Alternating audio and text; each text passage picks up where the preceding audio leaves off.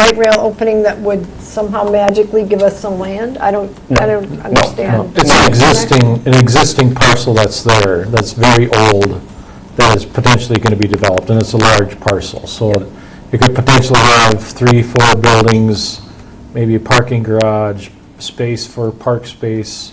So it's currently being used at this Minneapolis Mart site.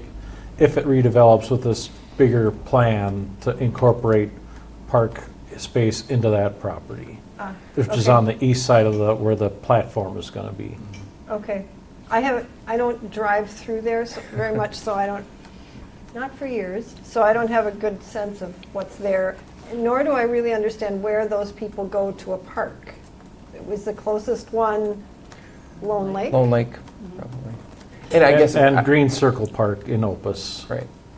It's just more of a natural area with a gazebo, walking trails, not really formal amenities like is at Lone Lake Park, but also Green Circle Park is also close by, and the whole several miles of trail All system. those trails, yeah. Okay. And I shouldn't have tied it directly to the light rail. I think it's ideally, the timing-wise, if the light rail opens and we had a nice park there, I think that would be wonderful. But it's not directly tied to it. Okay. Thanks for clarifying. Yep. Okay, next page here, park and open space purchase. So we just have some dollars allocated. The city has purchased a number of properties along the Minnehaha Creek corridor. I think there's other properties throughout the city that we look at. If there's a property right next to a park, I think that's something that we might be looking at. So we do have dollars kind of set out there, and there's properties that we are definitely keeping our eyes on, and if they come up, we would love to purchase those. And what's the prior number about? The prior number, so that is what we currently have in that balance. So we have $983,000 that has been allocated in previous CIPs that is sitting there ready for that. So we're adding another $500,000 in 2027. So right now if a property came up, we have some dollars set aside for purchase. Then it might be less confusing to say the total is the sum of those, possibly? I don't know. I can check with our finance department to see if there's a better way to clarify how to, Okay. yeah, no, Or just But your an point is that's asterisk sitting or- there. say that again? Your point is that's sitting there. Yeah, and so to be honest, a lot of times we have dollars that are sitting there that we just don't put on there. I think Yeah. we're showing this just. It's helpful to know. Yeah, I mean, I think it's nice to know that, especially along the creek corridor, there's a couple of Right. properties that we're curious about, and so. So to me, prior makes it seem like this is money we had that we already spent. Got it, Whereas like balance Yeah, or it does, current yeah. or something Yeah. would, got it. Reserve. Yeah, understand. yeah, reserve. Say unspent Yeah. previous, or, I don't know. Okay. Okay, yep, that makes sense. And one other question, there's several references in here about, like the funding provides resources to purchase land identified by the park board. That's not, we haven't identified anything to date, that's if we identify it. Is that what that means? And, good question, is that, go ahead, you look like you're ready to say. Yeah, or say that it's something that there may be something already identified, say along the Minnehaha Creek corridor. Yeah. Or if something out of the blue comes up and it's a request for the city to purchase, Right. to be added to the parks, then would come through the park board at Yeah. that time. Right. So I was then- then- asking then more, at that time it would are be there a- parcels we've already identified and reviewed that I'm not familiar with? Or is this thinking? Not this park board. I think Okay. in general, way back, they talked about properties along the creek. They didn't Yeah. identify necessarily specific properties, but it was just Like in the general. we like the to houses maintain the just east of Minnetonka Mills? Correct. Yeah, okay, thanks. Just to point out, there is a council policy on open space preservation, and so I haven't looked at that for a long time, but it does provide some council guidelines on when property would be purchased for preservation purposes. Oh, good. It's nice to know that we have dollars set aside for It is. things that come up. And what's the rule of thumb for how much is Minnetonka land an acre? Ooh. That varies widely depending on if it's buildable, not buildable, Let's say, mostly just- wetland. let's say it's suitable for a dog park. Just off the I couldn't off the answer cuff. that question, I have no idea. I don't. You'd have to think ask so. the assessors. Yeah. Well, let's say it's buildable. That I was- still don't know. I just, Okay. I know that those, We the can- different factors can affect the price. Depends I on have if no there's idea a dollar. utilities and road number. access. I just was wondering how much Sure. land that could buy us. And I understand it Oh. depends. Not a lot. Eighth of an acre on Libbs Lake. Right, it's small. You know that because there's one. Right, one for sitting sale around. for 800, 900, right, exactly. We can Okay. check with our assessing group to see if they have, yeah, we don't have that information. I guess that would just be a question that I would have then, is, Sure. is this planning enough? Sure, yep. And I mean, I think, for an example, when the Marsh came up for sale, we didn't have those dollars sitting around, and so we had to shuffle. So I think if there was something that was that important to the city, we would make sure we worked through, whether it was park board or just the city council, depending on where it fell, to try to reallocate dollars. So. Okay, we'll keep moving. This, we did that one. Park Habitat Stewardship Plan. Leslie, you want to talk about that? Yeah, this is the relatively new CIP page after the Natural Resources Master Plan was adopted in 2021. So these are funds set aside specifically for habitat restoration activities. If you recall, last year we brought several park restoration plans to the park board for adoption. So Purgatory Park, Hillaway, and Ford Park. And so the intent of these funds is to fund the projects that come out of those plans that you are approving.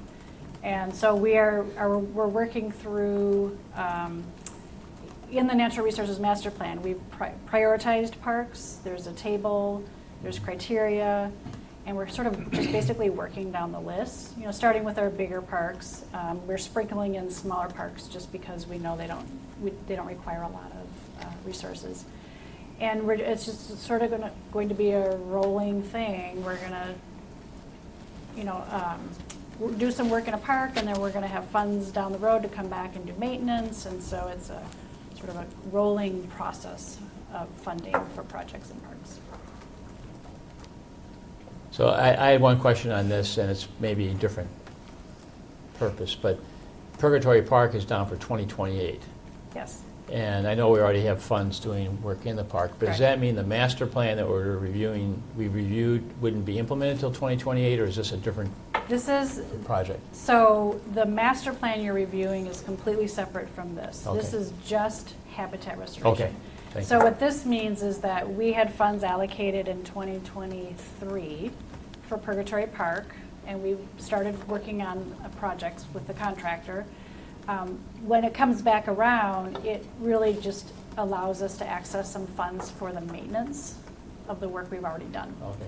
Because just like gardening, habitat restoration is going to be an ongoing activity. We're always going to have to deal with invasive species to some degree. And, you know, plants grow, trees grow, things change, so we'll need to kind of keep going back and doing some maintenance activities. Thanks. For me, this is my favorite page. I would, if there's anything we can do to put a little more money in there, I think that would be great. To me, the parks are all of the things that are there for humans, and then there's this little tiny sliver of money set aside for all the non-humans that need that space. So I think it's really important. I'm glad it's there.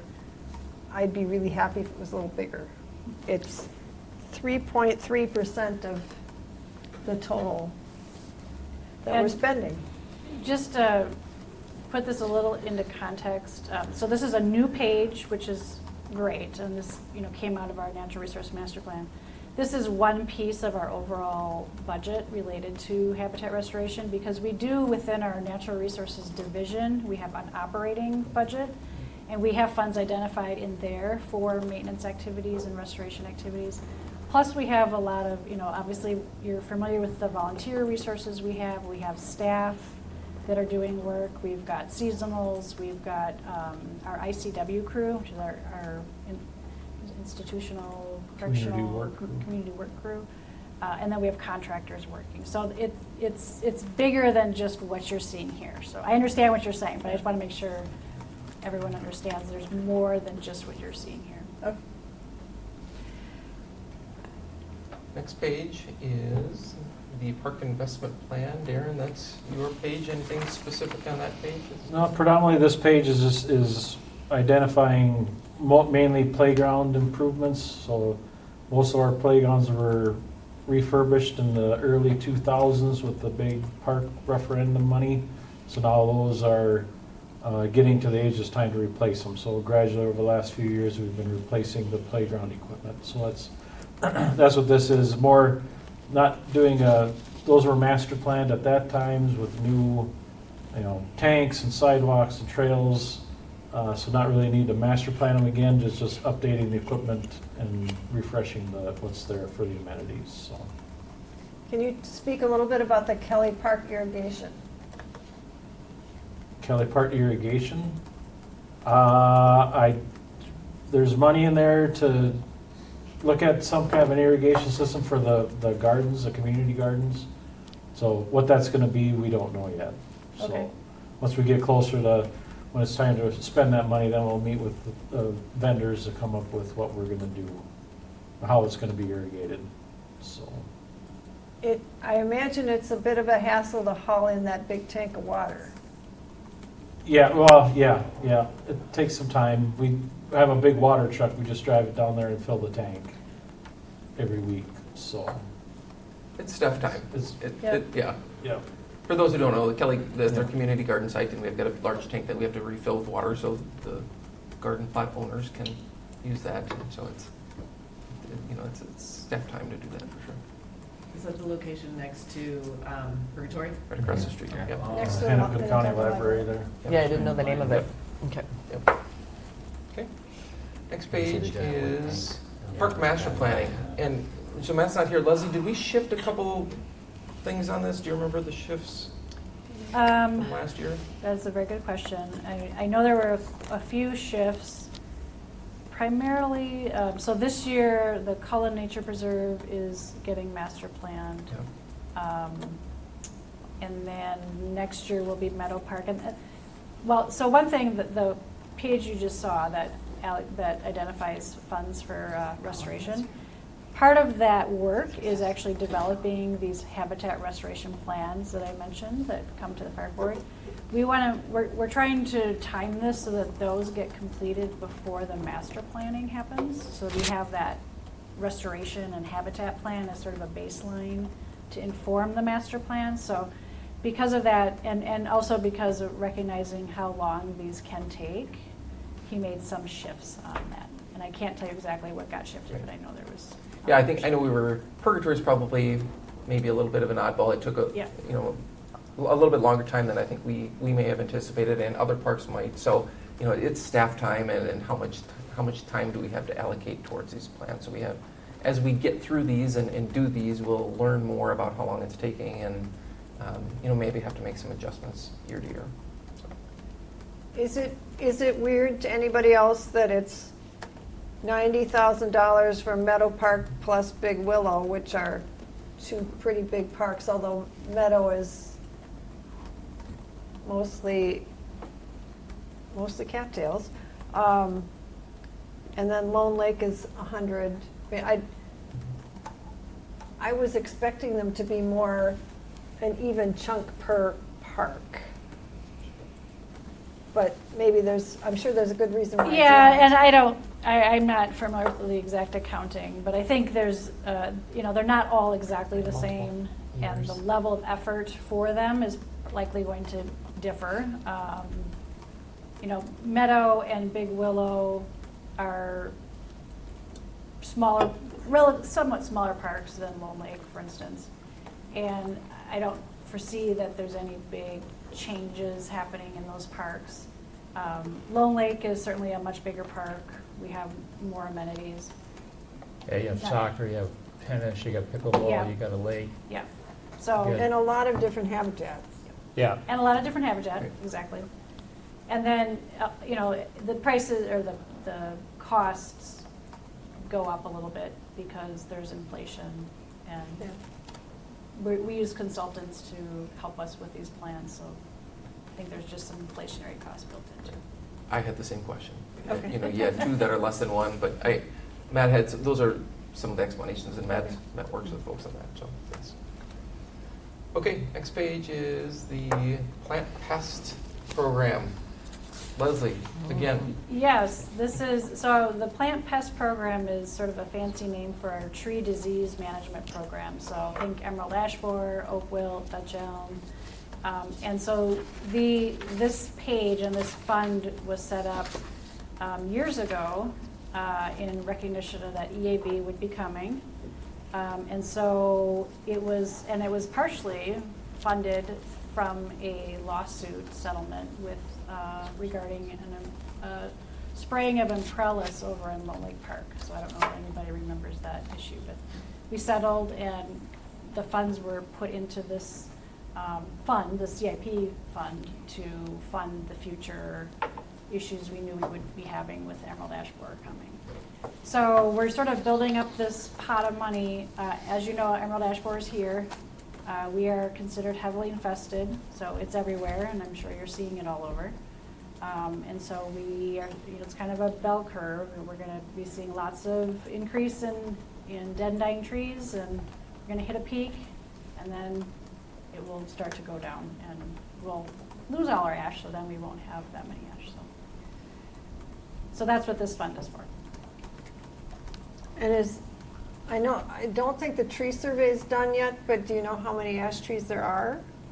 Well, luckily, On we have public a city property? forester here to answer Yeah. that question. Hannibal Hayes is our city forester, so if we have technical questions, we can ask him. that's why he's here. Yeah. Yes, excuse me. So we completed a survey of the roadways and then front yards, at least of what the contractor could see of all the trees in the city.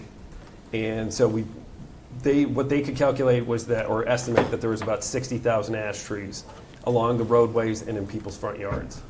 That does not include people's backyards, that does not include the wooded spaces. So we feel comfortable doubling that number and thinking that there's about 120,000 ash trees within the city. And would this money pay for just the city-owned trees or the residential trees? Nope, this is for trees that are being removed on city property Okay. or within right-of-ways that pose a risk to the public. Okay. So not backyards, not in, not Yeah. between neighbors, things like that. So that's So it's all part of it. 120,000 is potentially how many trees the city would be on the hook for cutting down? No. 60. 60,000 was identified okay. as being in public spaces and right-of-ways. Okay. Okay. And then does this include planting new trees? Does that come out of a different budget? So that primarily comes out of our operating budget, but we can use some of this funds for replanting as well. So we have you tapped into these funds for some replanting. On city property, correct. Yes, not on. Yeah. But this does not work on Buckthorn. That's a separate, That would Separate not dollars. be part of this, no. Yep. Okay, next page is the Ridgedale Commons programming equipment. So in 2027, we have allocated $200,000 for refrigeration system. So the plaza area, that circle out there, we're hoping to have a portable refrigeration system so we can create ice there in the winter and have ice that's reliable. So as you know, the ice rinks this summer or this past winter it was a challenge. We were only open for 10 or so days, and so having reliable ice out there would be wonderful. Anything else on that specific? No, we won't know the exact configuration and size, maximize as much space depending on what, boards or whatever, but we'll fit the system to fit in there, and then it'll do just something we put up every fall, take down in the spring, and have some rental equipment too for it. But just a way to have some permanent ice for pleasure skating and utilizing that park more year-round. And I assume this was part of the scope of the project, that city council is really responsible for the approval of the overall park project. So this was in the scope of what was promised for the park and approved by city council. It was a possible future addition, and it was Okay. kind of planned for. There are electrical provisions in the building that were set in place so we could do this in the future, Mhm.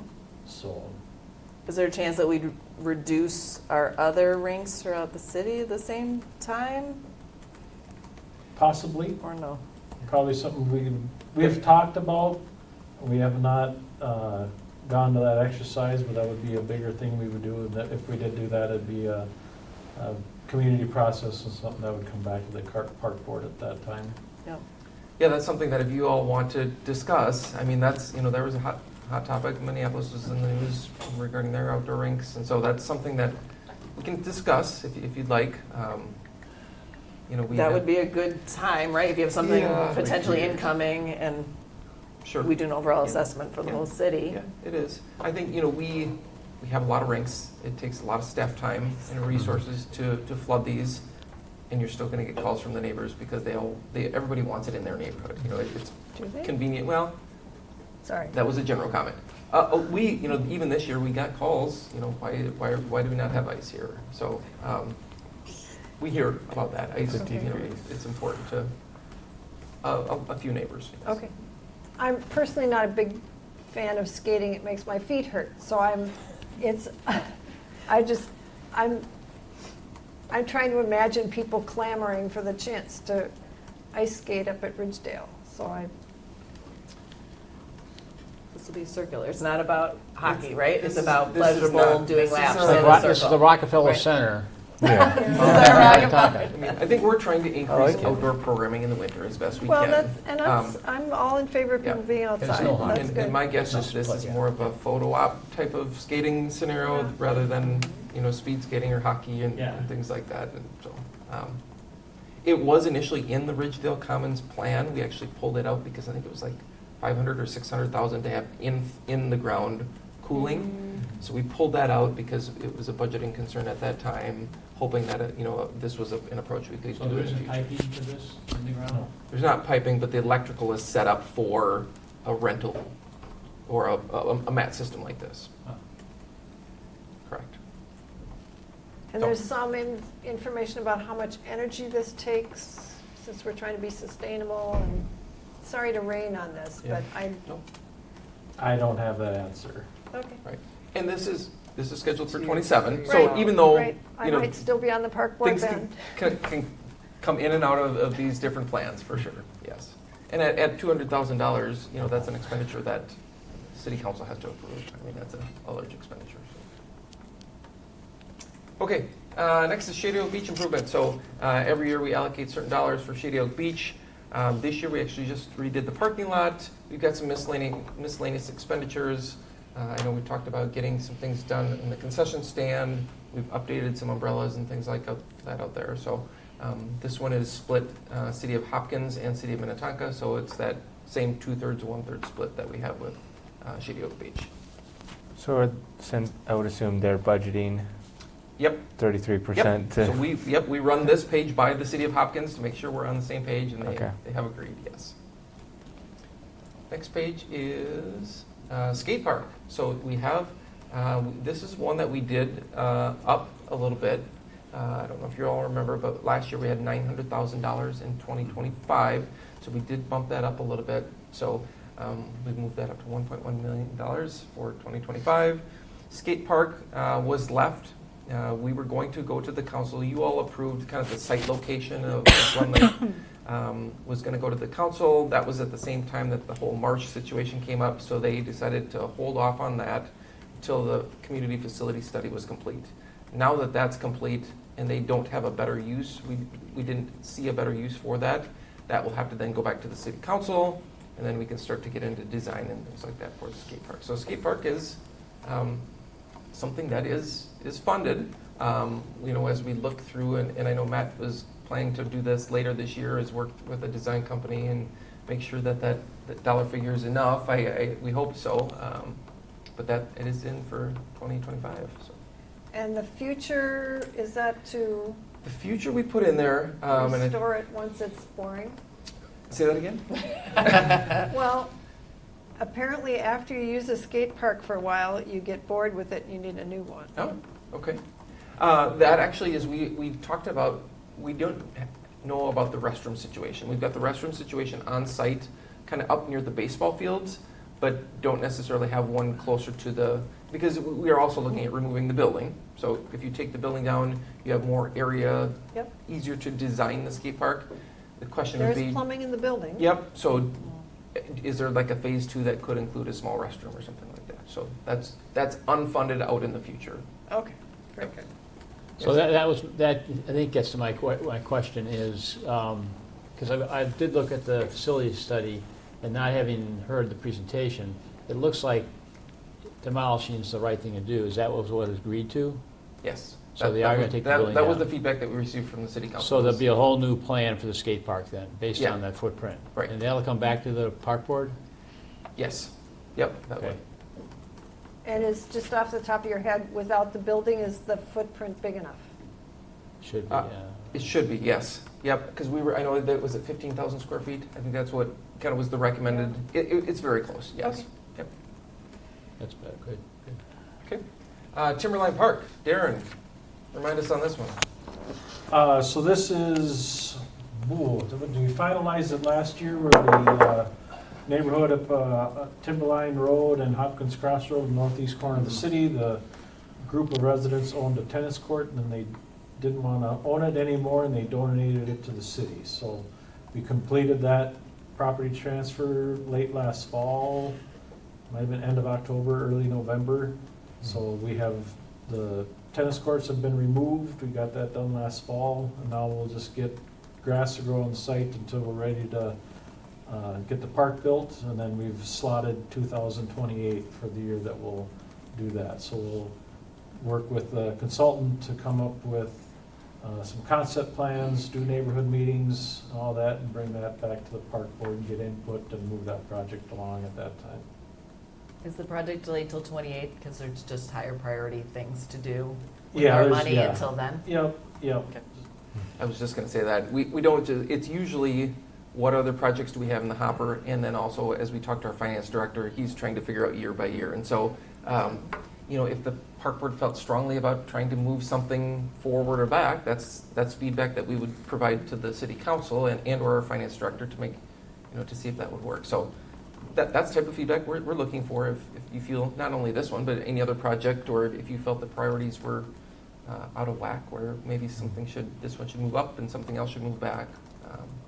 We would be happy to listen to that. So. Generally, a new project we would just put in 2029, right, in our 5th year out. But we did look at the capacity, so we did move it up a year instead of just putting it at 5 years out to try to move it up a little bit ahead to keep it closer to when the whole process got initiated. Okay. Trail improvement plan. Typically talks about the trail improvement plan. Darren, do you have any specific comments on trails? I know they got the Minnetonka Boulevard, so we're going Marsh to the west. Excelsior Boulevard's on there. This is that big list of trail segments that we have. I don't know how many there are on there, 50 or 60? 70, yeah. And so, we keep checking those off. We've got about $1.8 million that comes in every year to this fund that we can use to build trails, and trails are very expensive. And so, ideally we'd like to get one done a year, but, some of them are costing $3 or $4 million, and so we have to skip a year. So this is that big list. We're taking them. The trails team, the internal trails team, has a priority and a reason for ranking those, and it's weighted. So, we look at that every 3 to 5 years, and also if there's grants available for certain projects or a county is doing something, we look at a number of different factors for this. So. And 2 of the big ones on here is in 2027. So Excelsior Boulevard is a county road with a stretch from 101 to Williston Road. They've been looking at that roadway for a number of years to just the road condition and everything else. So that one has been identified as them. It's time to get reconstructed.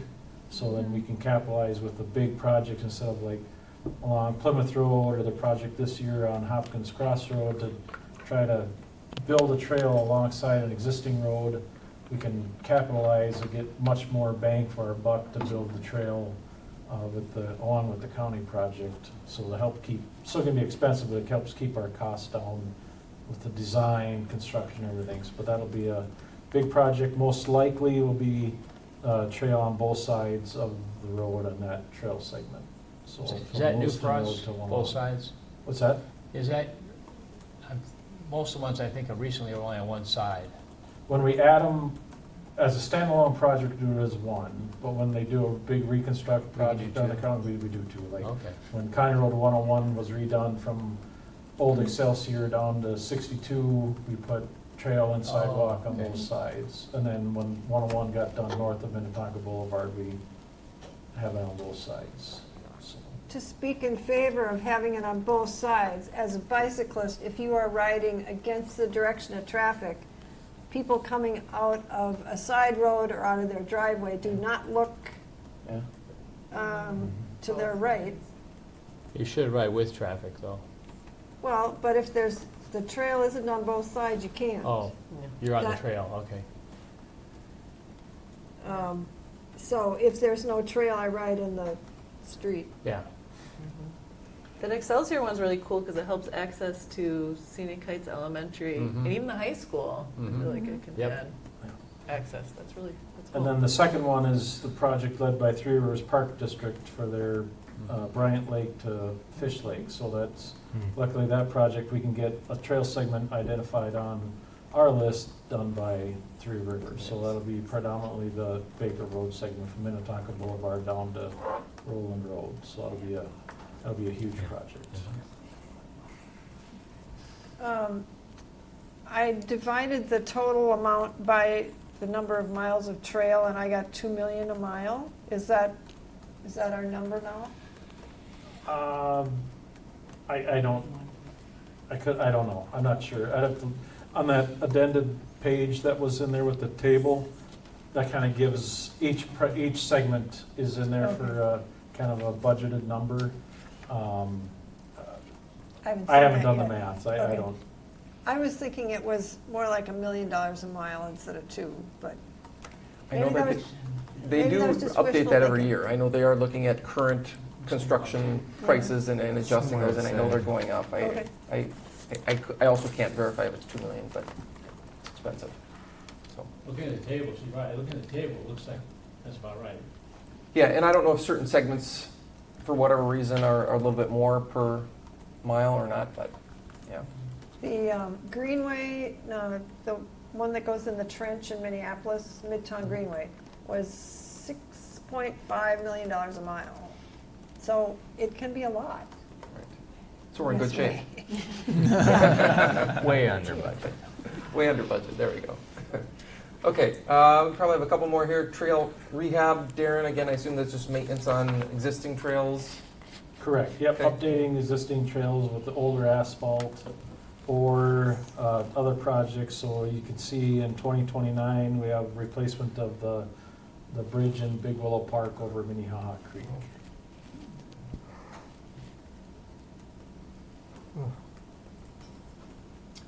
So here we have another unfunded project of TBD, so that's athletic field improvements. So we have dollars in there, or potential dollars in the future for lighting over at Lone Lake Park. Again, that's been in there for a few years. We've just talked about potentially lighting the soccer field, I believe, is that correct? The 2 soccer fields?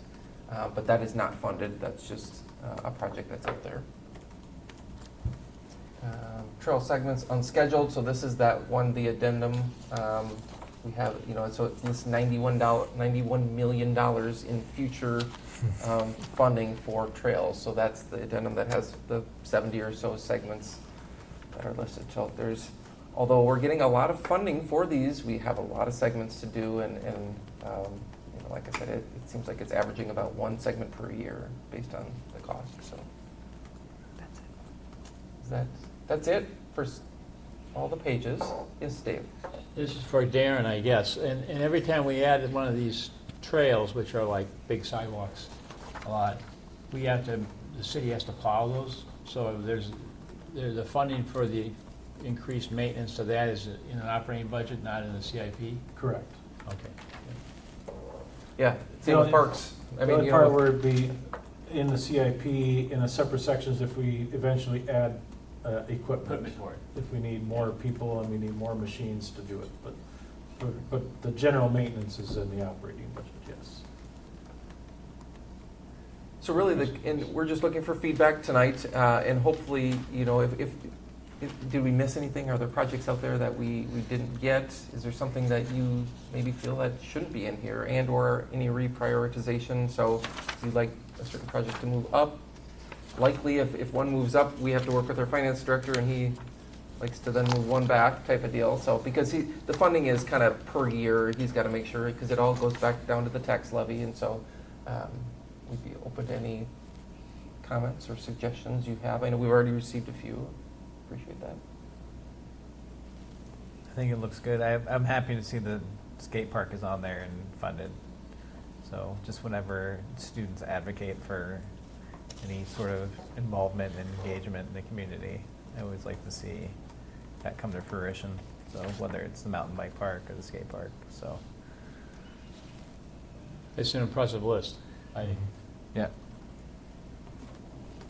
Does this need a motion for any or not? We would, yeah. We typically motion to approve it Approve and it. send it to the city council, or if you have any additions. And there's to no other it. CIP projects you didn't present? This is all the ones related This is to all the park. park control related Okay. projects. So we still have some, you know, there's streets, there's equipment. Sure, You're sure. not employing, you know, snow plows and things like that. But yes, this is all the park control related. Yeah, I If guess- there's no more comments, yeah, we Yeah. would like a motion, I guess. So yeah, I'd make a motion to approve this to pass along. Do we have a second? I'll second. Would you like to take roll? Yes. Bear with me here. Sorry. All my papers. To call it in a certain order, that's why it's.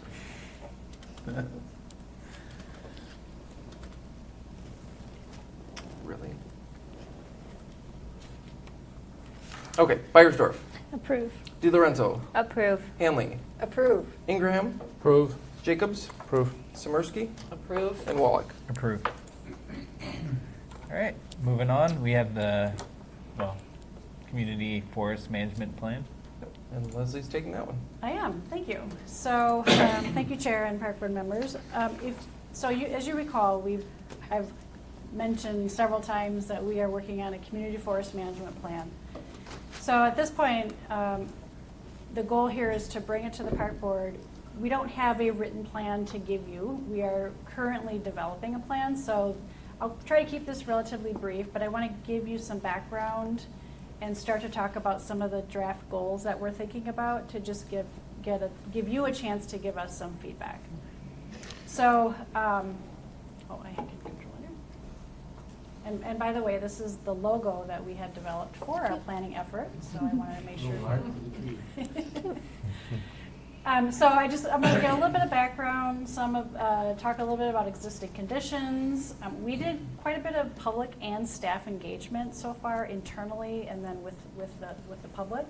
But we obviously wanted to give you all a chance to provide some feedback as well. Talk a little bit about challenges and opportunities that have come out of some of the work we've done, and then draft goals and strategies and next steps. So that's, and I'm going to go through this fairly briefly, but I'll pause and give you guys an opportunity to ask questions.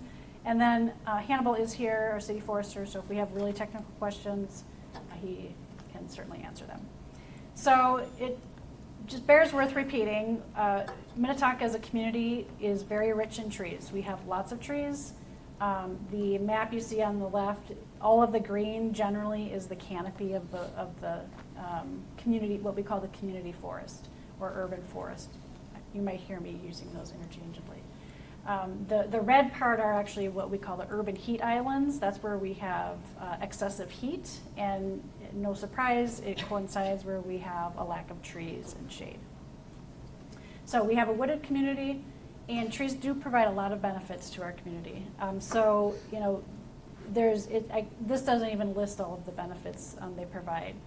They provide social benefits, ecological benefits, even economic benefits.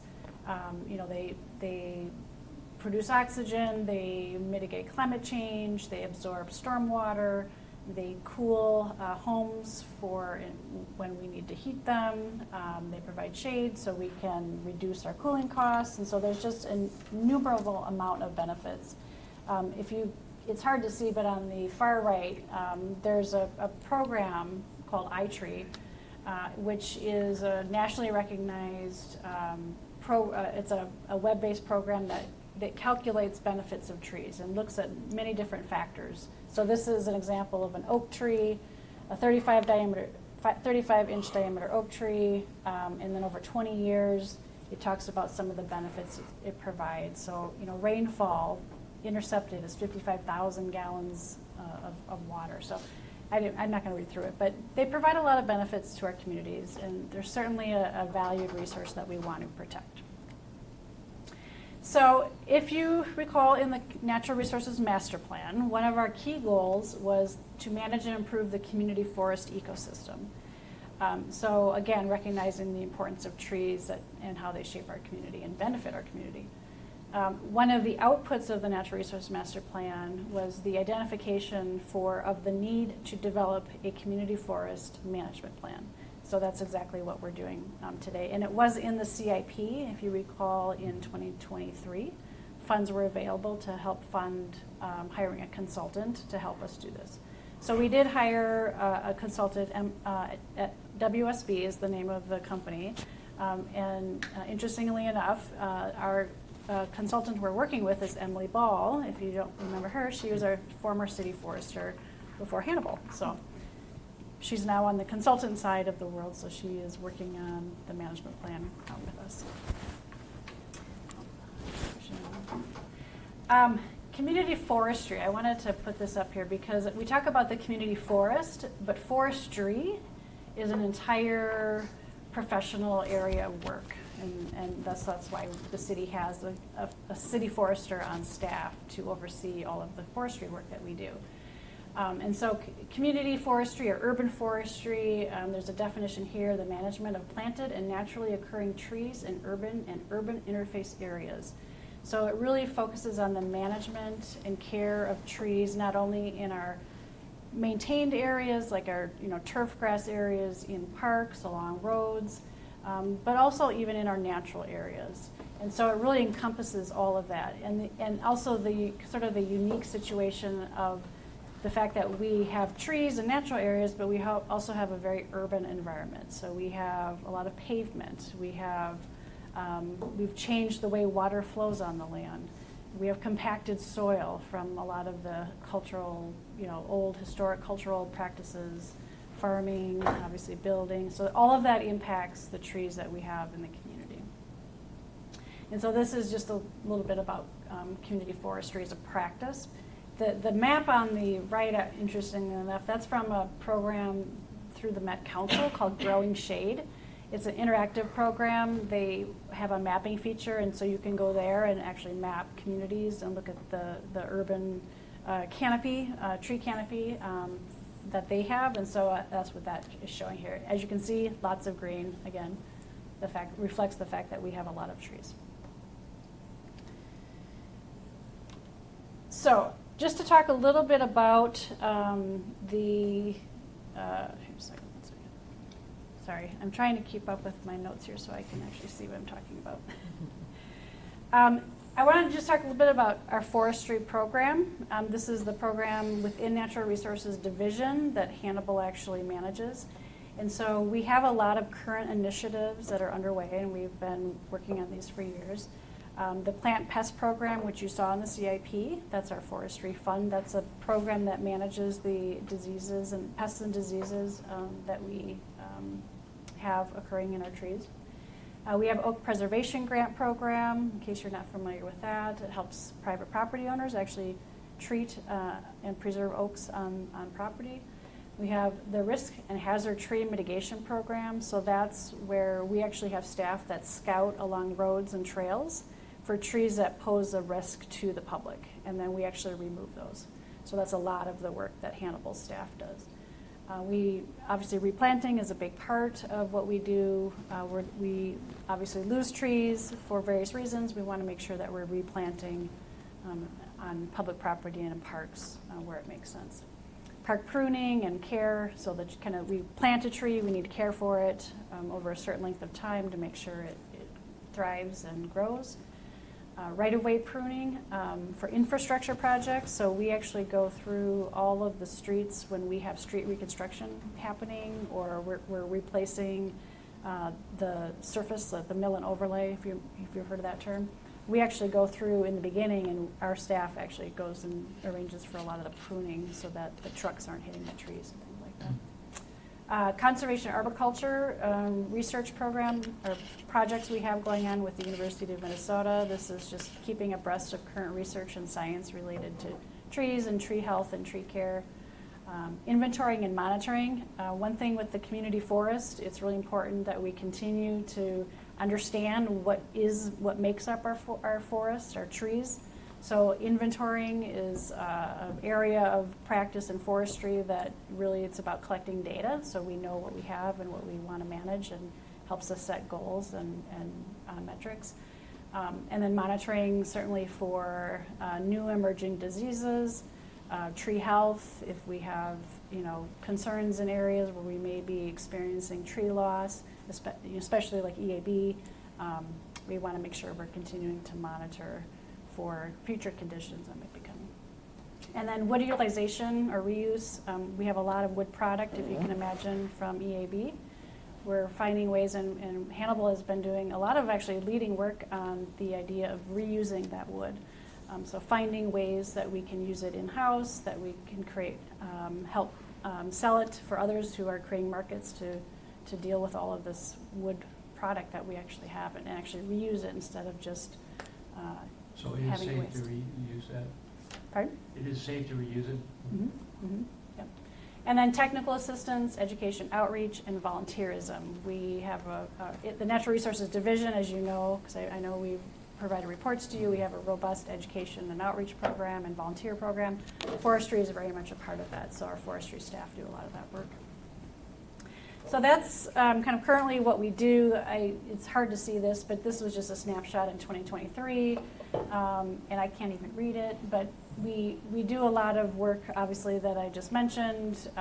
This just talks about number of trees that get removed. We actually report that to the council in the budget packet every year. There are some metrics related to tree removal.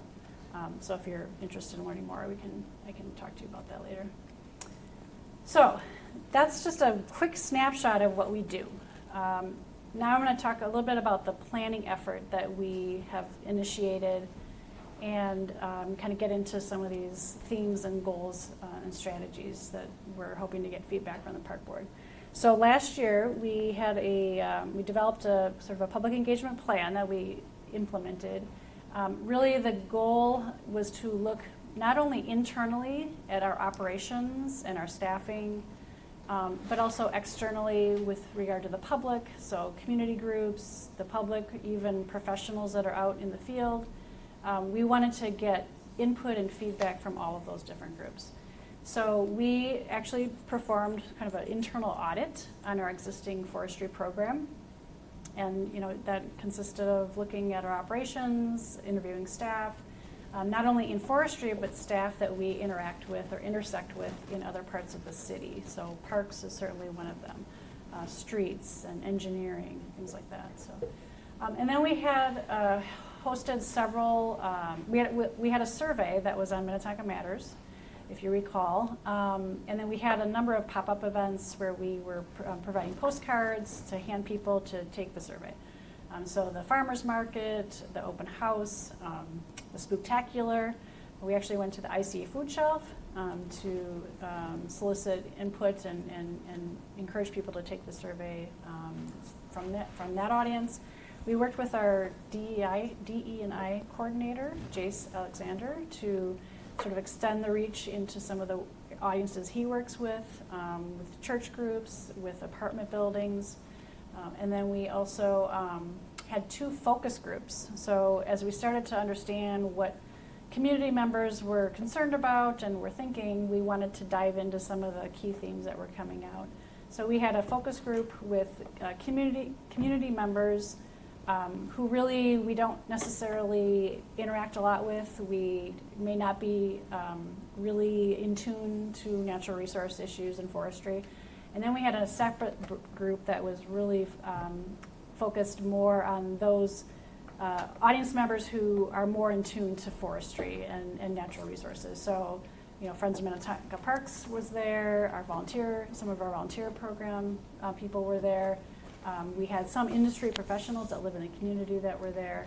And so it was a really interesting conversation to hear sort of those two groups. You know, we're always trying to figure out how can we extend our reach and educate and raise the awareness of what we do. And so it's not often where you can talk to sort of a dedicated group of people who can really give us feedback on, you know, we think you should do this, or we would like to see this. So that was really helpful for us. And then we also worked internally with the Natural Resources Division staff to really kind of dive into some of our own needs and understand where we think some of the gaps are and what some of our goals are for this plan. And I want to point out, we talk a lot about master plans and management plans and use those words. At least in my mind, they have very different meanings. So a master plan is a very high level, like 30,000 foot plan, you know, for kind of providing general guidelines. This really is meant to be a management plan, which is more of like a 5,000 level plan. It's really about operations and really kind of get really specific into activities and help guide what we do on a daily basis in our division with our staff. So I just wanted to sort of point that out. So this is truly a management plan versus the natural resources master plan. So in a lot of the conversations we had, we sort of distilled this general vision for this management plan that we're developing. And so a healthy, resilient, and sustainable urban forest that provides vital green infrastructure benefits to the community and persists for future generations. So that really tries to encapsulate the idea that trees provide benefits on many different ways, and we want to make sure it's resilient and persist for those generations that are going to persist long beyond us. So when we plant a tree now, we're planting for 100 years from now. So that's what that really recognizes. And if you recall from the master plan, the Natural Resources Master Plan, there was a section on the community forest, and it really sort of it divided sort of how we work and some of the work we do into these three different areas. So if you can see, there's the urban plantings. These are trees in a highly urban, disturbed environment, which is very different than trees in a natural area, which would be our, you know, parks and woodlands. And then there's the traditional landscape. That's what we were calling, you know, residential areas where you have got turf, you're mowing, you know, it's a different environment than either of the other two. We tend to refer the traditional landscape, we tend to refer more in line of, what's the phrase we use? Moda maintained. So you might hear that phrase as well. So just some of the themes that came out of our internal audit. Tree maintenance workload is significant and can be more reactive than proactive. There's always more to do than what we can do. And so sometimes that does create frustrations because we can't always react and be proactive as we would like. There's significant demand for forestry staff from various, you know, whether it's the public, whether it's internal departments. There's just always demand for forestry. We get calls, or they get calls every single day on forestry related questions. And now with EAB, that's probably doubled or tripled. Emerald ash borer has increased in numbers and presents significant issues, not only with just the sheer volume of dead material that we have and we will have, but also what happens when those trees are gone. You know, something has to sort of fill that void, and so what's going to fill that void? Forestry program vision, goals, and workload are not well understood by other departments and divisions, even within the city. So, we are a big organization, and so there are certainly times where one division may not necessarily understand what another division does. Forestry staff are considered a trusted resource, so that was we were happy to hear that for not only for internal staff but also residents. And so I think that was something we try to capitalize on. They are very highly skilled and trained staff that we have, and we're lucky to have them. There are growing opportunities to interface with other departments and divisions, especially related to the CIP. If you think about even these trail projects we've been talking about, all of them will intersect with a lot of trees. And so we're always continuing to try to find ways to intersect forestry staff with some of the engineering work that we're doing. And then there's always more opportunities to engage with businesses, which are large property owners within the community. And so that was recognized as a interest and a need within our division. So external input, generally there's developing the community awareness is really important. That was a theme that came out. We need to help people understand what community forestry is and why it's important and why it's important to support. There was a strong interest in having us use different communication methods so that people are aware of our programs. That's one thing we sort of realized, that still, even though we hear from a lot of people are still not aware of the resources and programming that we have and the expertise we have on staff. Work to reduce urban heat island impacts. I showed that map in the beginning. This is really tied to climate change, adaptation, and our climate action and adaptation plan that the council recently adopted also includes this. And certainly trees are a big part of mitigating urban heat islands, so we want to make sure that's at the forefront of a lot of what we do, which we're already doing in terms of our tree sale. We target urban heat island areas. Educating on what trees can do for us, for our children, grandchildren, so people understand why they're important and why we need to protect them. And then need to be careful in introducing new tree species and think about the impacts. This was sort of a really interesting area of conversation, not only in our focus group, but in what we've been talking about internally as our climate change, our climate changes. Even planting zones are changing, as you are probably aware.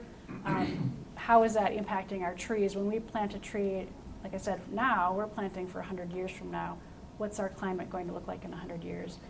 Should we be thinking about, what species we're planting so that they are resilient and adaptable to a future condition? And this was an interesting quote. Trees and forests allow me to unplug from everyday work and remove myself from the hardscape world, which I kind of like that quote. So. Okay, challenges. So invasive species, as we know, existing and emerging pests and disease, you're familiar with. Cultural practices, so these are historic practices or even current practices that impact trees. So tree roots, soil compaction, root cutting. We build a trail, we're going to impact roots. Aging forest, a lot of what you see out here is here because we stopped farming the land, we stopped tilling, and we let things grow because we developed. And so eventually trees are aging out, so we need to look at what's that age structure of our community forests and think about, in the next 50 years, if we have a lot of our mature trees dying, what's coming up after that? Climate change, extreme storms, heat and drought, never enough resources, and limits on data. We can't, inventory every single tree in the city, so we have to do the best we can with current technology and innovative practices for ensuring that we have data, so we're making data-driven decisions as we manage the community forest. So, as we distilled a lot of the information we were gathering from both internally and externally, these sort of 4 opportunity areas kind of rose to the top. One is city operations, so this is really internal operations related to tree care, management, what our forestry crews are doing on a day-to-day basis, how we're managing risk trees, how many times we're inspecting. So that's one area. The second one is inventory assessment technology and innovation. So this is just really about keeping up on, the data part I was mentioning. So making sure we're collecting data regularly, thinking trees as an asset and how we manage that asset, and then monitoring, using innovative monitoring methodology from remote sensing to drones, and Hannibal's done some work with drones even.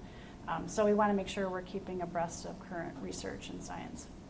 Planting, preservation, and resilience, and so thinking about as we plant and as we replant from the trees that we're losing, what species are we choosing? Are we ensuring we have a proper age class? Are we ensuring we're not planting, you know, all trees of one species so that when the next emerald ash borer comes, it, you know, kills everything? So those are things we need to be thinking about as well. And then climate change and storm response. And then lastly, public education, outreach and technical assistance, and that should include volunteerism in there as well. So the messaging we're using, how we're communicating our programs, trying to reach audiences that we haven't reached in the past. We've started creating some of our materials in bilingual, using bilingual, creating bilingual materials so that we can tap into non-English speaking audiences, so things like that. And then private property support is a big part of that. You know, a large portion of our trees in the community forest is on private property. So how can we educate and engage people to take action on their own property? So I have 4 slides on sort of these goals and strategies, and there's a lot here. And these are just related to parks. And so one thing as we've been developing potential or draft goals and strategies, we're thinking critically about how we can sort of whittle this down into what's really important for us. Not everything relates to parks, so I didn't put everything in there. But I'll just kind of quick go through these, and I realized I said I was going to stop to see if there's any questions, and I never did. I just kept going. I just saw a lot of nodding heads, so maybe I'll just stop right now and see if there's any questions. One question before we get to goals, it's probably relevant. Is the trend today that our tree coverage is declining? That trees are... So, and you can correct me if I'm wrong, Hannibal, but in looking at the inventory data we have, and we've been regularly kind of assessing, and again, we're not inventorying every single tree in the city. We have to do some statistical sampling. But generally, the canopy is about stayed the same. And so that's what I've heard, and that's, you're nodding your head. So it's generally stayed the same. And we've lost trees, we're replanting trees. Emerald ash borer is obviously a big impact, so we're going to want to reassess in 5 years to see where we're at. But in general, it's about staying the same. So is your goal to keep that stable over time, or to increase the canopy? Yes. Keep it stable. Keep it stable, not lose. Yes. Okay. Yeah. If we were a community with, very urban community with very little trees and lots of urban heat island, think of like, Minneapolis or some, we're just a very different kind of community. We could do nothing and we would have trees growing because we have a lot of species coming. Yeah, I know you see the cottonwoods and the seeds that are out. They're spreading everywhere. Box elder trees are a type of species that will readily grow around here if you just let it, because That was our number one, was it that? box elders are #1 species. And some people say it's a junk tree. Well, we don't like to say it's a junk tree. But what it is it's an early successional tree, meaning it easily will spread seeds and grow. And so if we did nothing, a lot of that is going to grow. Whereas if you're in downtown Minneapolis, you have to physically and actively be planting trees if you want to increase your canopy. So the goal is an overall canopy increase. It's to maintain and have a resilient canopy, meaning if we have future disturbance, storms, another emerald ash borer like insect or event, that we have a forest that can withstand that. We have, a variety of species, a variety of age classes, and we're not just wiping out the whole community at once. So like out west where that pine thing hit. Yes, the pine bark beetle. Yeah. Yes, yeah. Good question. Are there any other questions? I guess just a curiosity in the question. if we have maybe 120,000 ash, emerald ash trees or ash trees, from a statistical guesstimate, how many trees do we have? Just, just to put it in perspective, it was 120,000, 1%, 10%? I mean, I believe, if I remember correctly, that makes up about 16% of our urban 16%, canopy, so- 16%. 1/6 or 60? 16. Okay. So you So have it's a about- relatively you have small- about 1.2 million trees or Right. something like that, Yes. okay. And then, when you see, excuse me, when, and I'm thinking mostly like the Lake Minnetonka Trail and stuff, when the orange trucks, Absol, so who are those guys, the tree guys? Oh, Last one, yeah. When they come cruising through and doing their work, do they have to notify you guys as to what they're doing in the city from the standpoint of canopy, or, just working with trees, or not? Yeah, maybe you can answer that question. I don't know if they have to, but they try to.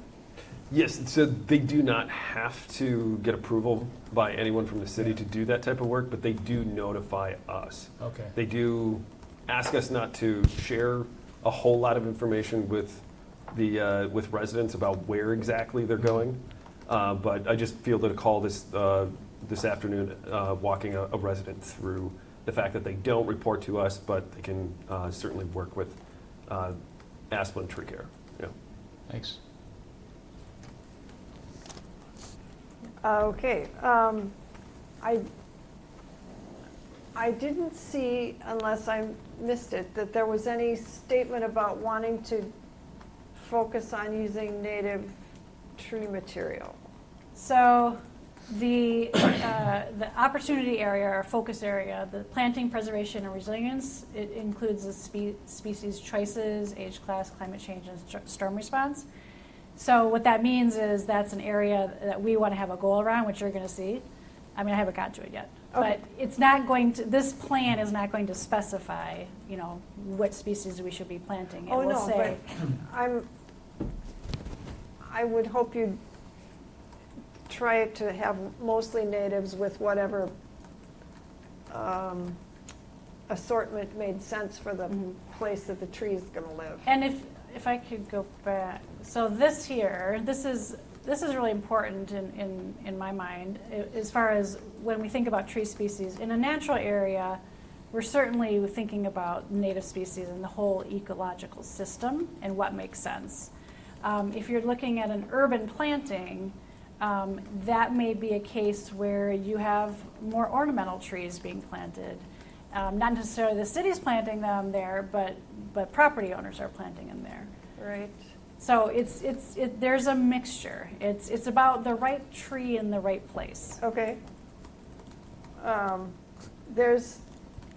I think I remember reading somewhere that developers are supposed to use at least 25% native plant There, materials. yes. And so during the development process, our ordinance requires the use of 25% of landscaping.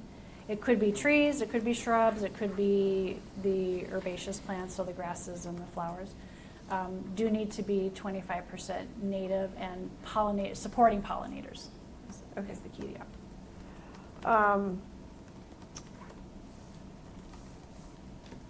I have fairly recently run into people just in random places.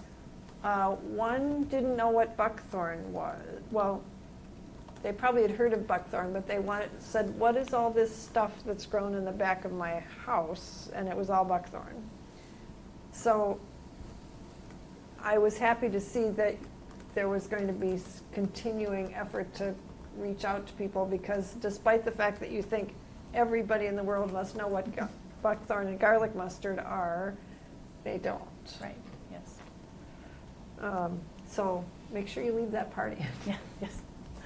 Yes, we've heard that before, and so that's why we continue to include education and outreach and raising awareness in all of that we do.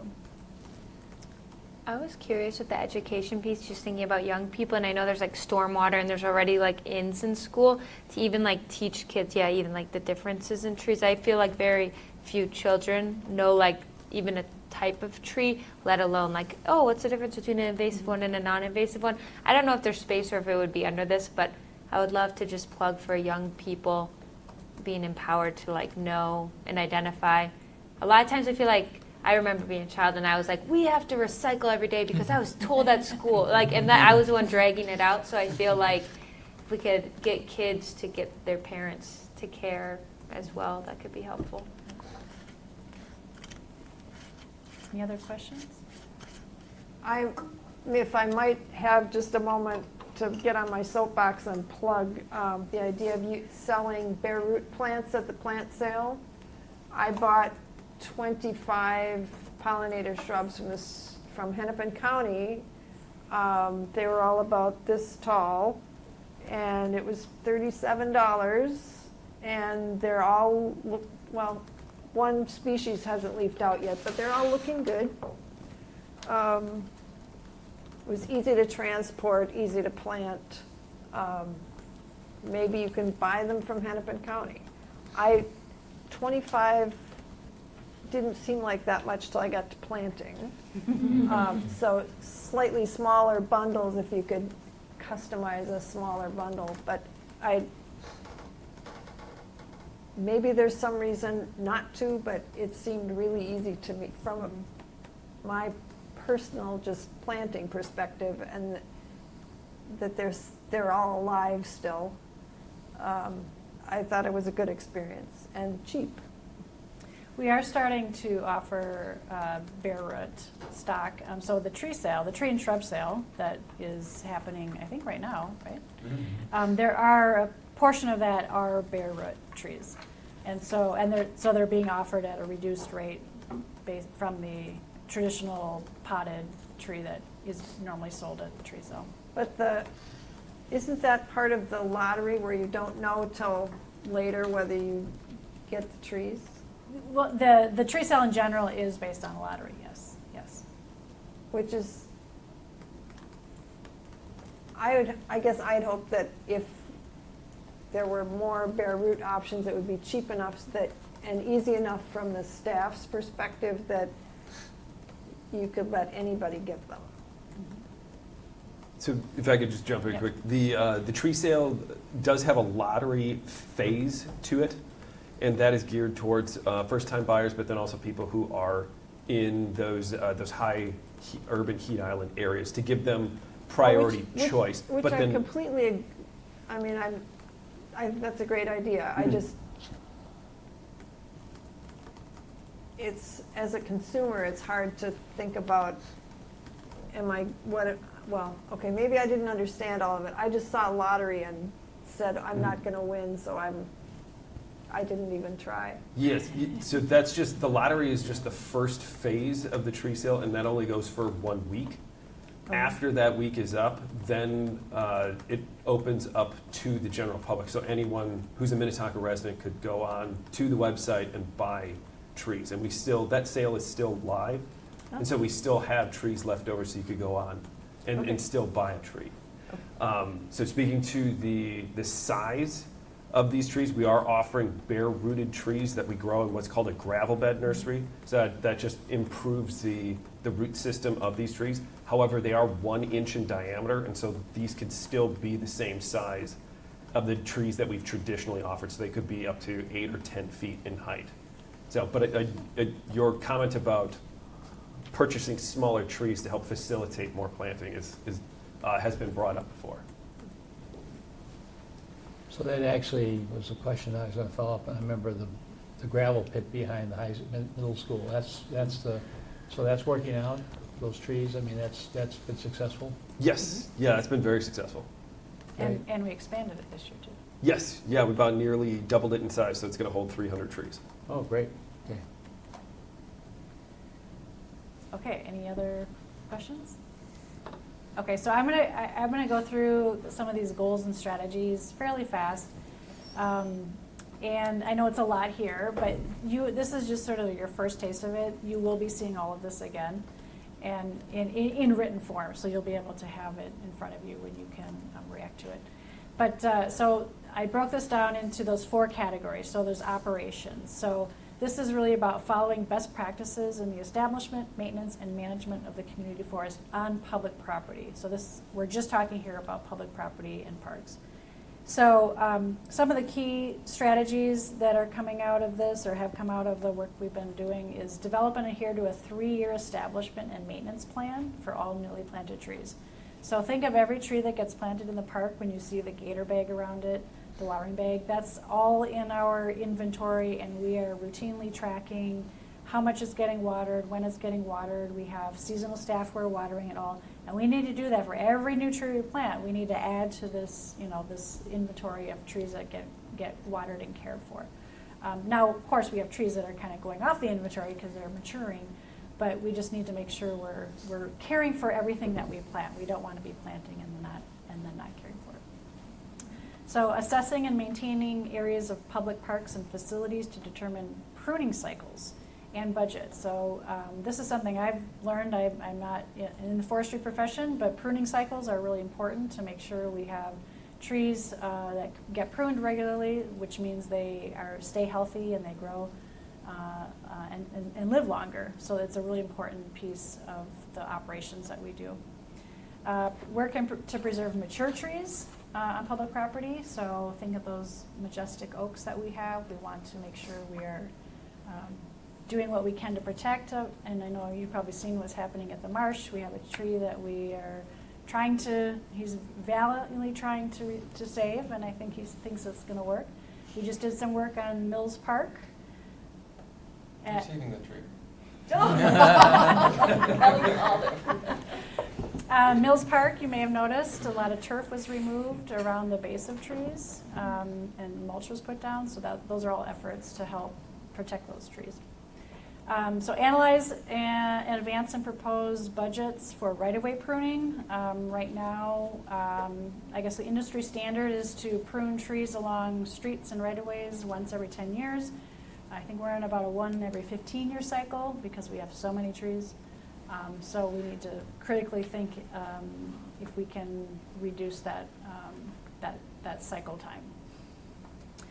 Ensure our operations, specifications, and best management practices are being used on all city projects. So think about the trail projects we've been talking about, any construction projects that happen in our parks, making sure that our forestry staff and our forestry principles and goals are being adhered to. And then prepare the community forest, or a community forestry-based disaster readiness, response, and recovery plan, which was also actually identified in the Climate Action and Adaptation Plan that the council just approved as well. So this is thinking about a severe storm that comes through, a tornado where we have a significant amount of tree loss. How do we respond and recover from that? So that's related to operations. Does anybody have any questions, concerns, thoughts, anything missing? What are the other 4 areas? 3 areas? So it's the city operations, inventory and assessment, planting, preservation, and resilience, and then public outreach. So there's a slide for each of these. Okay. I have something about outreach, so I'll wait. Okay, so this is just operations. Okay, hearing none, I'll move on. So assessment, technology, innovation. So here it's really about utilizing and investing in technology to support community forestry, inventorying work, assessment, and innovation activities.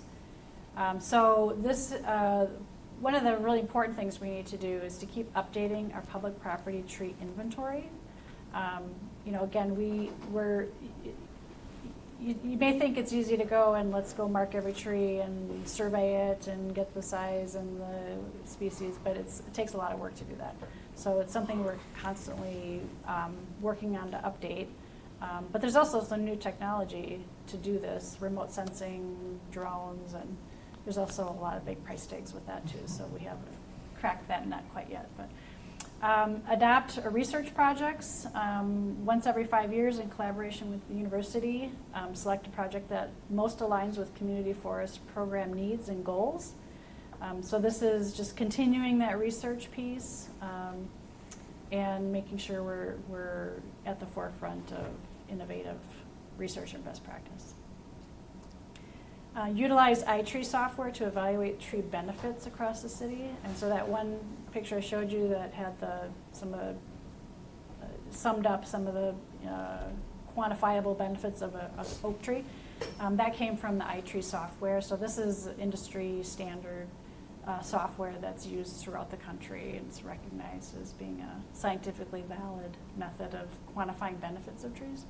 And so we want to make sure that we're continuing to evaluate the benefits. A lot of that comes down to communication and education and why, and it helps us help people understand why trees are really important.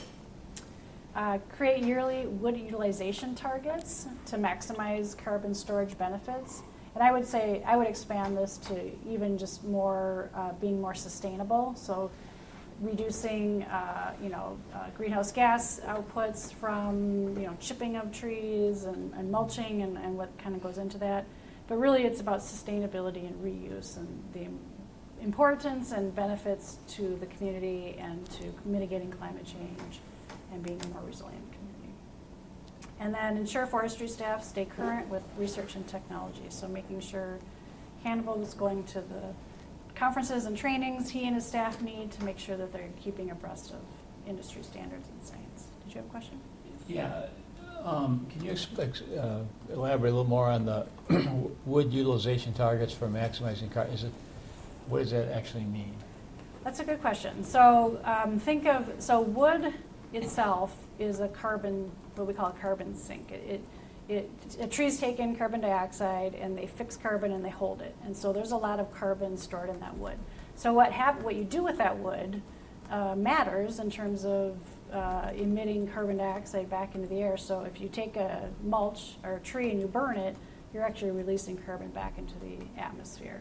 And so the wood utilization, right now we chip a lot of the material. You've seen the brush piles. I'm sure you've seen those. And a lot of that gets chipped. A lot of it actually does get turned into energy, so it gets burned. So there are climate considerations related to that. If we can find ways to actually keep the wood and use it and reuse it for, building material and other, signposts or fencing, that just makes that what that means is that we're actually keeping that source of carbon out of the atmosphere. So creating mulch doesn't release carbon? That's the question. Well, the machinery it Machinery takes does. to do it, yeah, But it the does. wood But the chips wood themselves the wood chip is there, still there, yeah. keeps the carbon. Okay. But if that's getting burned for energy, then you're releasing that carbon back into the environment. Right.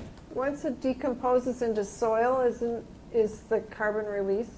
I'm not sure. What were you saying?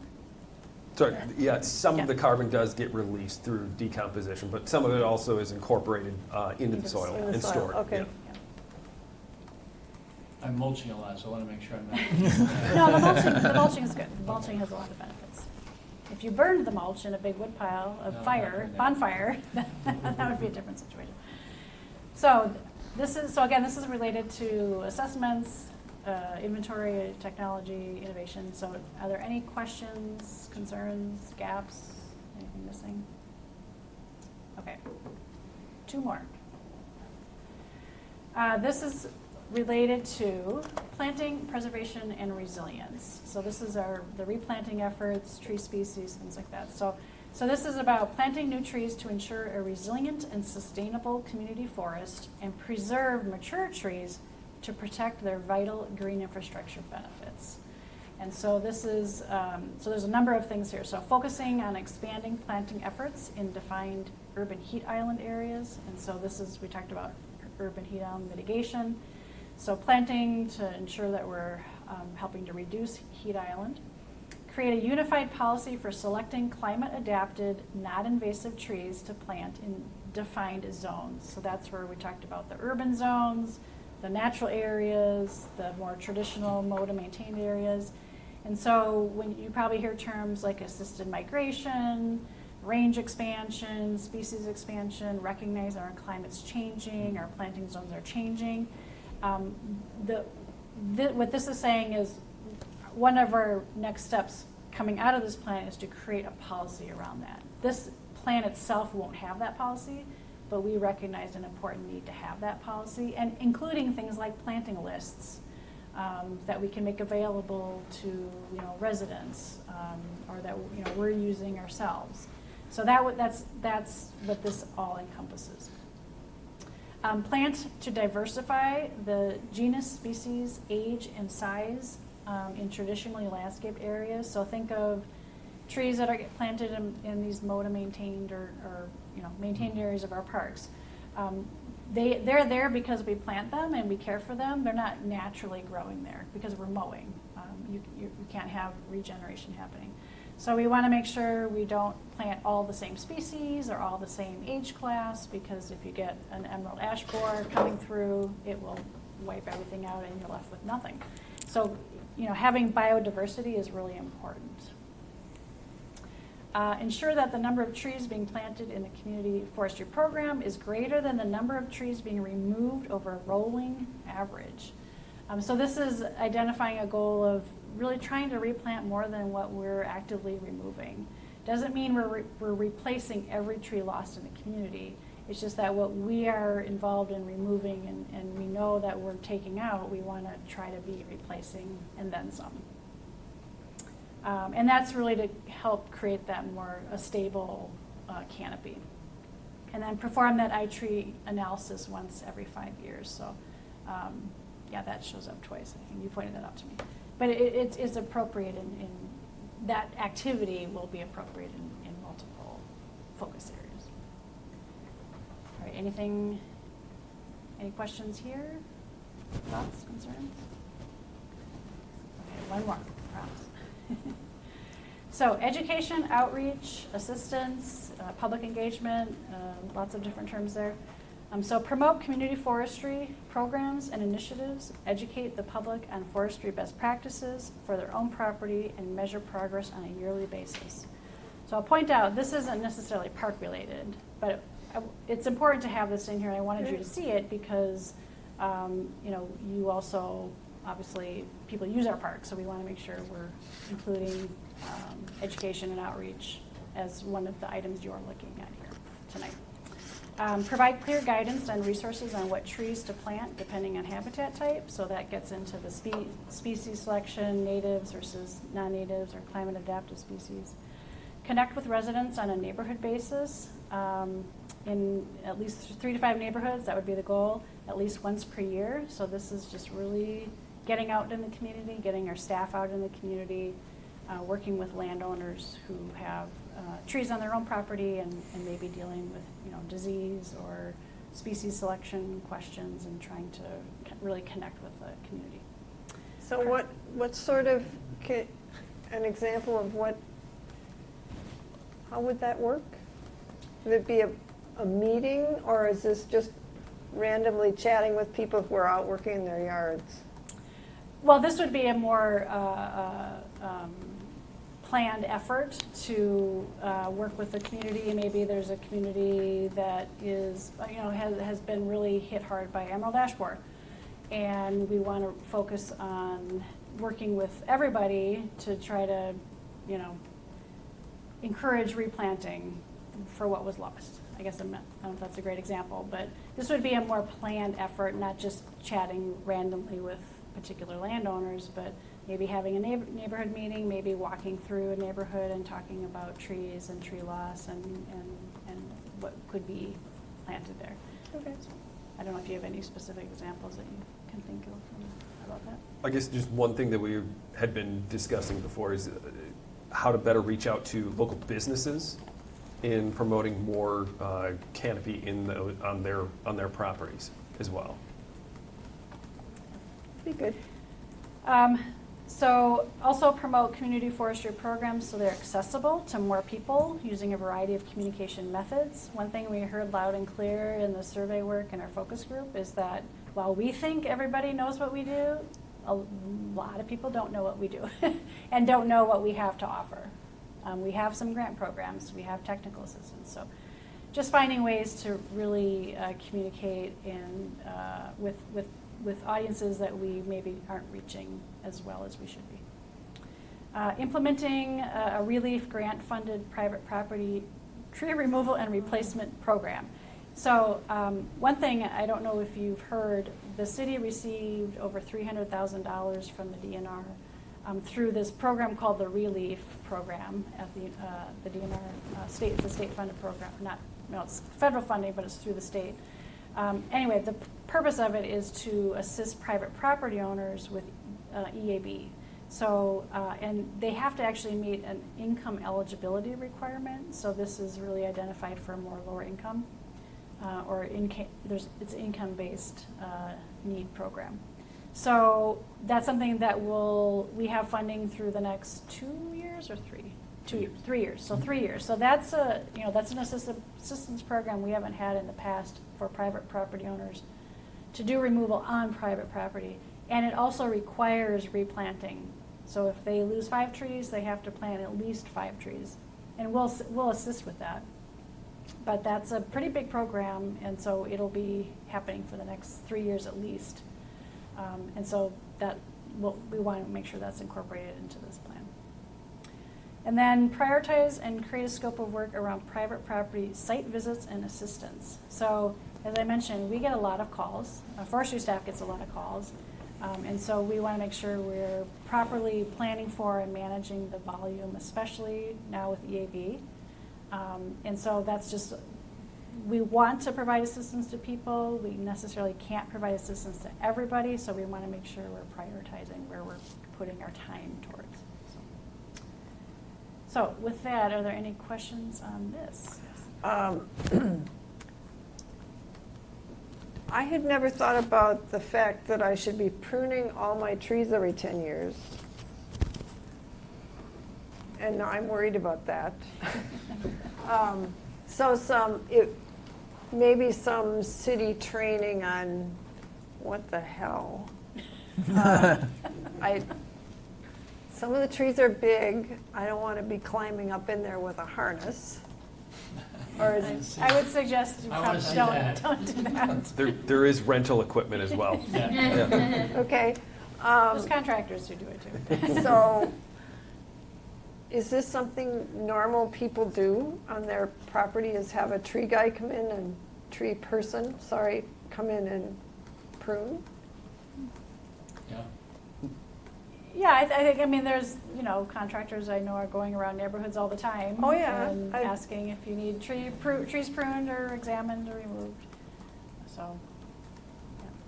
But what I hear you're saying is we could do more education and help the public Yeah, understand that. if presumably it helps. I don't know whether it's just a scam for them to be busy while they're driving by, or is it something that really needs to be done, and it's going to make a difference to my trees. This is we're going to be working in your neighborhood Exactly. when we stop by. We just finished somewhere down the street, Yeah.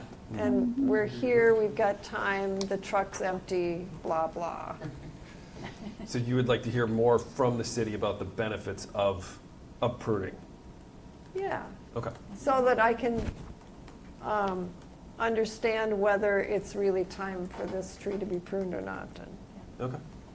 Would the city ever have an approved list of providers or? Well, already sure there. enough, we already do. It's already Yeah, there. we do. We have We do have one now? We do have It's one. on their website. Yeah, it's on the website. Oh, wow, okay. Can you send us a link to that It's on the website. list? Thank you. Kelly will put that on Help his the list. person we use is on it. Okay, Probably not the so, person who just so cut down our related to trees. this goal area, are there any questions or gaps or things that you think are really missing or shouldn't be here? All right, I know it's a lot to digest. Okay, so that's the heart of the goals and strategies. So just in terms of next steps, so I said this will be the last time you see this. So we're gathering some input from you, which we've done tonight, and then your input, as well as the input we've gotten from internal staff and the public engagement piece, that is being used to develop a draft plan. So that draft plan, our goal is to make that available to the public, anyone who wants to look at it, provide feedback on it. On the Minnetonka Matters website, I should have mentioned, there is a Minnetonka Matters website. And the goal is to have that probably in July-ish. We would make that available for feedback. And then it would come back to you as a draft plan, probably in September. Now, that's the joint meeting, right? That is okay. They have to think about August or September, yeah. But it will come back to you. And so the goal is to get some public feedback and before it comes to you, so you can sort of hear some of the feedback we received and then have another opportunity for the park board to review and comment. And then at that time as well, if it's ready, then the park board would make a recommendation to send it to the council for formal adoption. So we envision that happening probably October, November timeframe. Is there a way on Minnetonka Matters where you can see things like this that will be coming up that are not, they're not a survey yet, but it's coming? I find Minnetonka Matters sort of opaque at times. Okay, so there is, if you go to Minnetonka Matters, there's a community forest management plan page. If you go there, it gives sort of an update of where we're at. It does have the survey from the past that we used in the past, and that's where we would put the document and we'd create a new feedback tool to get feedback. I saw some surveys that it says this is closed, and so you can't even see what the questions were. Right, and that was the survey that we used as part of our public engagement effort. So that part is done. So when we put it on the Minnetonka Matters page, we would have a new way to get feedback on the actual plan itself. Okay, so is there a way, maybe it's none of our business, but can we see what survey information you got last time? Oh, well, yes, that will be actually be in the plan. Okay. So there will be a public engagement summary of, and if you'd like to see all of the responses, I'm happy to put those in there as well. Maybe. But the summary will be in the draft plan. Okay. There will be a chapter on public engagement. Well, I guess my comment about Minnetonka Matters stands, that it would be helpful to know, I think, what things are coming. People must know, departments must know in advance that they're going to have a survey or are going to be gathering input. And So you're saying there should be something on there saying a survey will be coming? upcoming. Yeah. And then a way to subscribe. I'm thinking about all of the people who stood in that room and screamed at us because they didn't get to have feedback on the dog issue. Of course, they saw signs saying, we're going to do stuff in the park, tell us about how you feel about the park. Not realizing that that also meant there might be issues with dogs. So there's some of that's lack of imagination. But just, I don't know, I'm trying to make it easier So to make what- sure that we get the feedback from everybody Yes. who actually has an opinion. And I hear you. So when we have the plan ready, and it's on the Minnetonka Matters website, and we have a mechanism for people to actually give us feedback, we would advertise it through our Minnetonka Natural Resources e-blast, probably through our volunteer program, because we've had a lot of people interested from the volunteer program. We have contact information from all of the people who took the survey, so we would include those people we can include those people as a distribution list. And like anything, we would work with our communication staff. So if it goes on social media, this probably wouldn't be in a Minnetonka memo type thing, just because that's a different type of tool for communication. But we work closely with our communication staff and how we get the word out on things like this. Yeah, something, Right. they do a ton of tactics, but somehow it's still not, I just challenge them on what other options do we have for outreach, because there's still a lot of feedback that Yeah. people aren't seeing. And, you know. I think I get And 5 copies of every survey because I sign up for I everything. know. But I'm And overly that- involved that's compared to always the average citizen. Perennial challenge is that we can communicate, and then we'll still hear people who said, I didn't see that. Yeah. Or, And How did I not I know about that? completely am sympathetic to the idea of how do you tell 50,000 people that something's happening that they should listen to. Right. Well, But they- if it matters, in our focus group, where we talked a lot about communication, some people said, we want to see it in the memo, we want to see more in the memo, that's where we get our information. And then other people said, well, I don't read the memo. I want to get a direct email, or, you know. So one size certainly does not fit all. No. Is the challenge of our communications in general. But I hear what you're saying, so. I'm not saying I'm not trying to shade what you're doing. I think everybody's working really hard and really effectively. I just trying to think of more ways to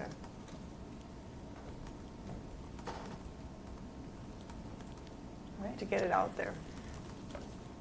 Leslie, you guys were saying that this is a management plan, so it's like at a 5,000 level. I don't remember if you said, how long is this management plan for? Oh, good question.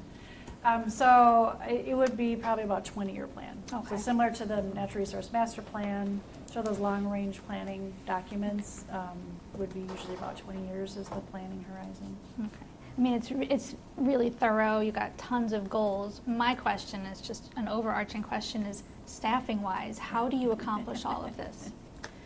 That's a good question, and we do a lot now, and so this I think would be kind of similar to the Natural Resources Master Plan. I don't know if you remember me saying this. This plan is really about prioritizing where we're putting our efforts and making sure what we're doing the right things. And not that we're doing the wrong things, but we want to make sure that this is really sort of is guiding us in our efforts. And so we will never be able to do it all. And so that's the reality of plans like this. It will identify, we should, in a perfect world, we would be doing X, Y, and Z, but we know we can't do all of that. So we want to do the best we can, and we want to prioritize. That's the really important thing, is we want to be able to prioritize what we're doing. And so this will help us in our day-to-day operations prioritize what we're doing. So this plan will you'll take this and then you'll kind of turn it into like a 1 year, 5 year, 10 year. Yes. And take. Yeah. All right, so that is all I had. So again, the goal tonight was to introduce this to you, gather some general feedback. You will be seeing a full and formal draft plan for comment and additional feedback. We'll also make it available to the public, especially those who've already given us input. And then eventually we would be looking for recommendation to the City Council for adoption. Did you guys develop your vision statement? Yeah, I mean, it was sort of a culmination of what we were hearing from That's good. staff and from the public. Yeah, and if you have concerns, or if you think that doesn't sound right, or you're way off the mark, feel free to say so. All right. Well, That's thank all I you. have. Thank you. Okay. Reports from staff. Sounds good, thank you, Chair. Information items, we just have the one, and that's actually back to Leslie. It looks like we planted a bunch of trees over at Forest Park. Is that correct? Is that number right? Yes. Okay. So just wanted to kind of highlight a unique event that took place. So it's not coming up. It actually took place on May 16th. And if you recall, back last year, you approved the Ford Park.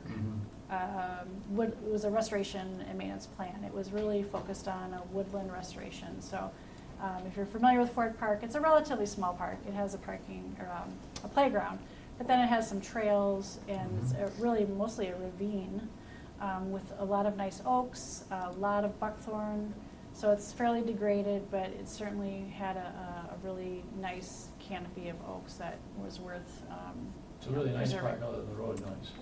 Other than road noise, it's right on, yes, it's 169, right on 169, so, or no, 494? 169, right, yep.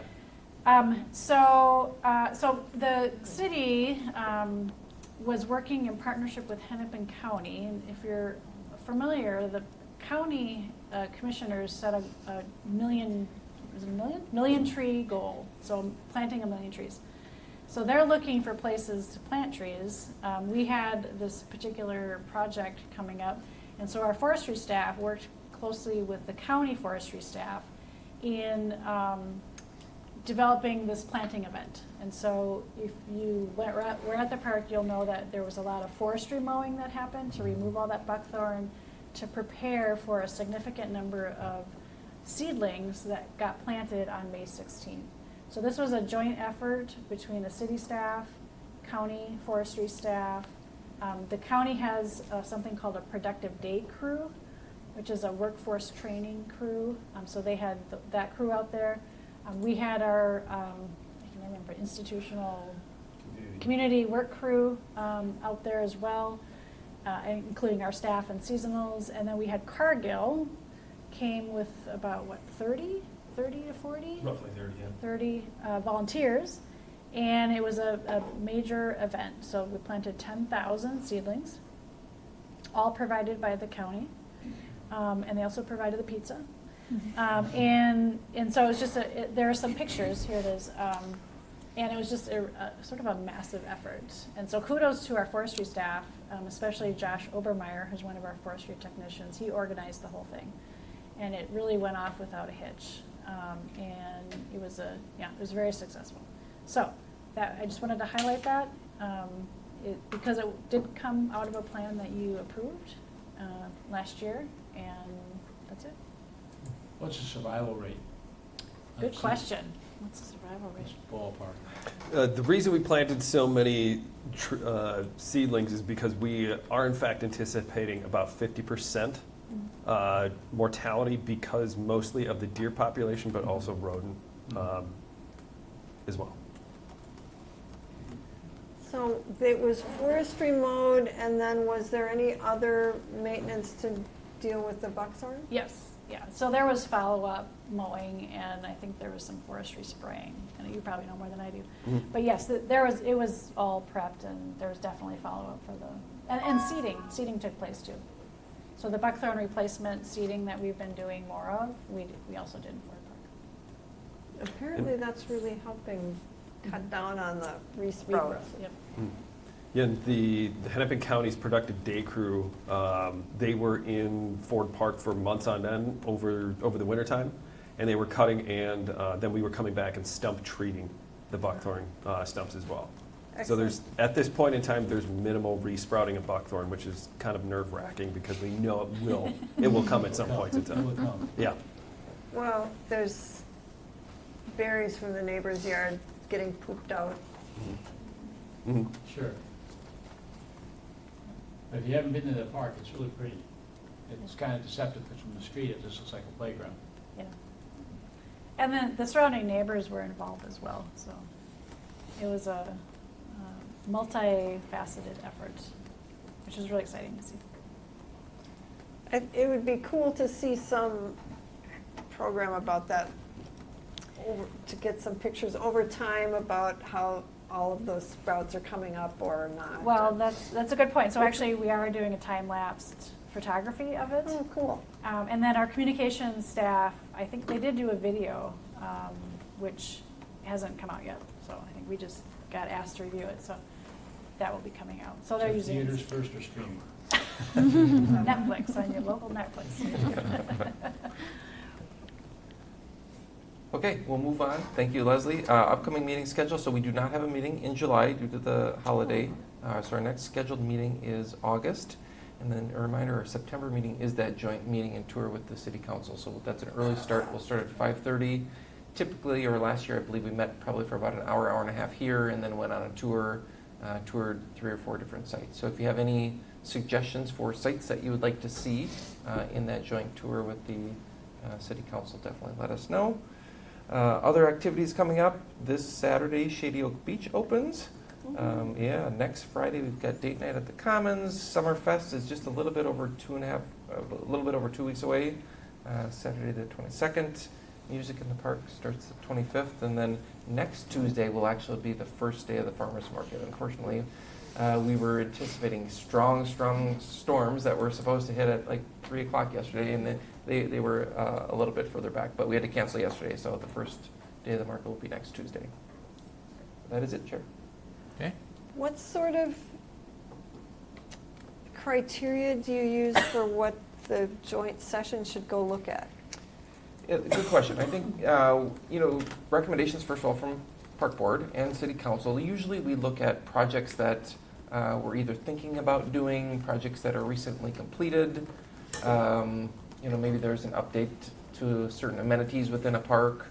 Maybe it's just a follow-up on a project that had been done a few years ago. So I think we're open to suggestions. I'll check in with Darren to see if there's any updates to parks. I know we've been, we may not just go to a neighborhood park that got a tennis court resurface. We may, we probably look for something maybe a little bit bigger than that, but. Significant restoration project. Yeah, Well, there's definitely. A lot Yes. has been going on in Purgatory and Hillaway, Yeah. and there's always going to look at where the skate park might go, probably will go. Right. Those are good suggestions. I think, timing-wise, it got dark at about 8:15, 8:30 last year, so I think we have time for probably about 3 sites. So yeah, I think those are good recommendations. But we have I'll think of. yeah, and we don't have to finalize this until, mid-August probably. So if at the August meeting you can think of anything, we'll definitely, that would be a good time to. Do you think that the Purgatory plan will come back to the city council before our joint meeting? I do. Okay. Yes. Yep. Okay. Any That's it. Park Board member reports?